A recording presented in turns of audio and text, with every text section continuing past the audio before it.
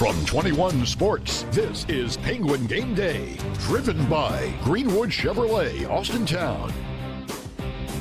Penguin Gameday starts now!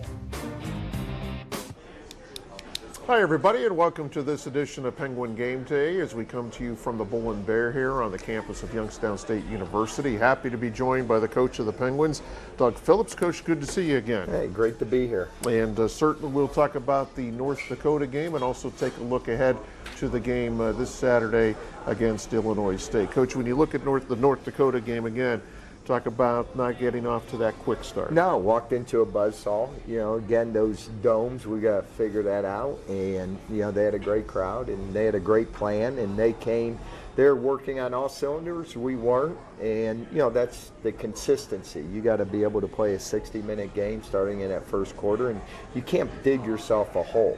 And we had to dig ourselves out. One of the positives that came out of that game, Max Tomzek, now the career reception leader. Yeah, and I think he's approaching the yards. I know consecutive game, but what a great career he's had. And, you know, we even told our young men this week, you know, he stayed. And sometimes when you stay, you break records. And, you know, that'll be a lifetime. That those go in the record books. Coach, we'll take a look at a few plays of the game from Saturday. And certainly, you know, they came out on fire and they just hit some plays, you know, and that's what good teams do. Yeah, their quarterback, I thought we had great coverage on one that went into the end zone.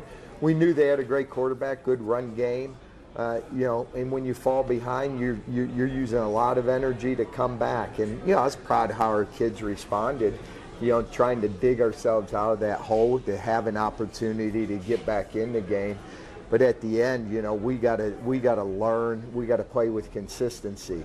You know, defensively, offensively, and special teams, and those are the areas we gotta be better in the red zone, better on third down offensively.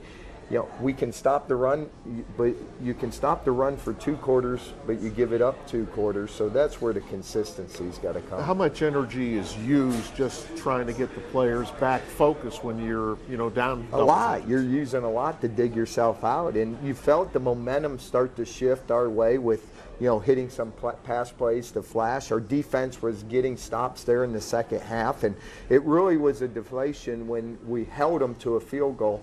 Jumped off sides, they get a first, and then it still took them a lot of plays to score a touchdown there. And right there, you could feel the momentum shift back to them. We kind of talk about it every week, the mental miscues. Yes, and it's a mindset. It's the greatest game because it takes 11 players every play. And, you know, if one misfits a gap, boom, it can hurt you. On offense, one doesn't do their job, it can hurt you, and that's where you learn from it. That's what you do. You learn from it. You get back on the practice field.